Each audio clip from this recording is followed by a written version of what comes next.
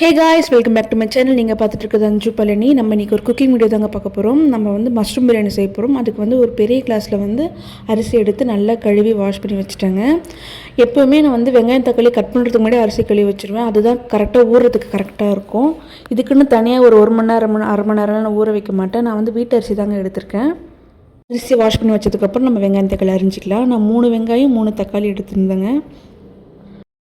வெங்காயத்தை நல்லா நீல வாக்கில் கட் பண்ணி எடுத்துக்கிட்டேன். அதுக்கப்புறம் தக்காளியுமே நல்லா நீல வாக்கில் கட் பண்ணி எடுத்துக்கிட்டேங்க. நீல வாக்கில் கட் பண்ணும்போது உங்களுக்கு நல்ல டேஸ்ட்டு கொடுக்கும்.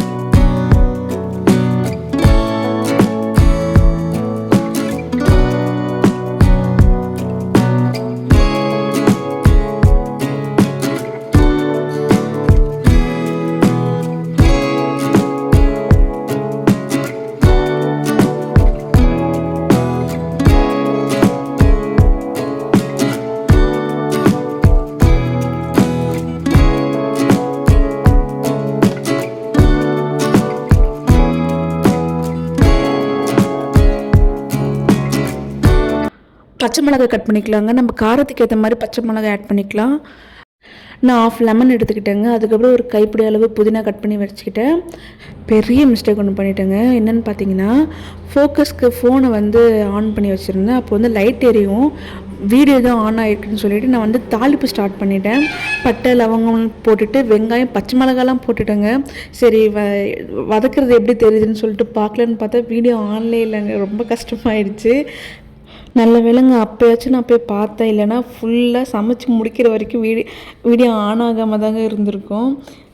பார்த்ததுமே மனசு கஷ்டமாயிடுச்சு. சரி வீடியோ கண்டினியூ பண்ணலாமா இல்லை அப்படியே விட்டுடலாமான்னு நினச்சேன். சரி பரவாயில்ல எடுப்போம் அப்படின்னு சொல்லிட்டு தாங்க எடுத்தேன் நான்.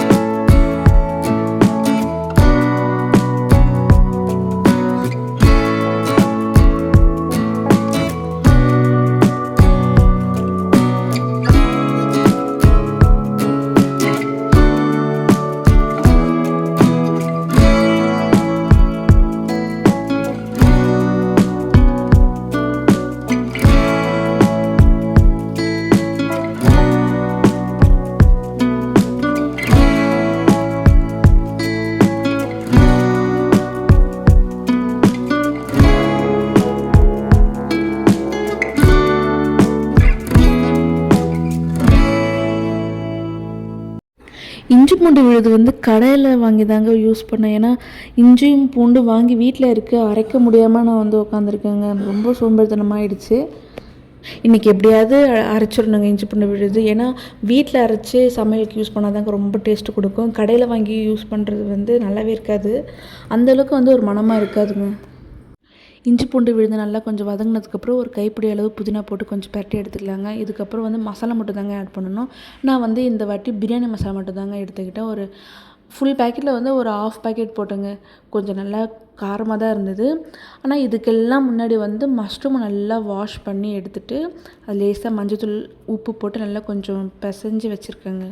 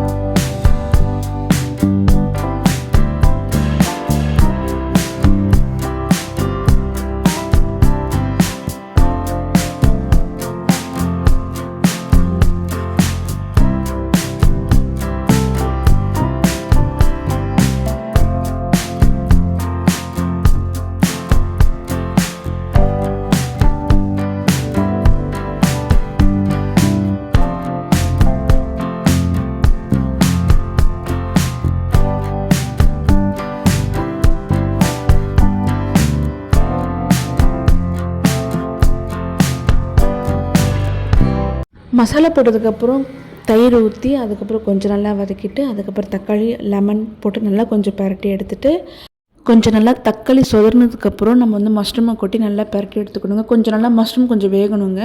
மஷ்ரூம் வெந்ததுக்கப்புறம் நம்ம வந்து அரிசி போட்டு அரிசி 1 கிளாஸ்னா நம்ம அதுக்கேற்ற வந்து 2 கிளாஸ் தண்ணி வைக்கணுங்க. அவ்வளோதாங்க. குக்கரில் பொறுத்த வரைக்கும் எனக்கு ரொம்ப சிம்பிளுங்க. 3 விசில் எடுத்து வச்சுட்டு நான் தம்லேயே விட்டுட்டு ஆஃப் பண்ணிவிடுவாங்க. அவ்வளோதாங்க. சூப்பரான பிரியாணி ரெடி ஆகிடும். நம்ம வந்து பார்க்கலாம் வாங்க.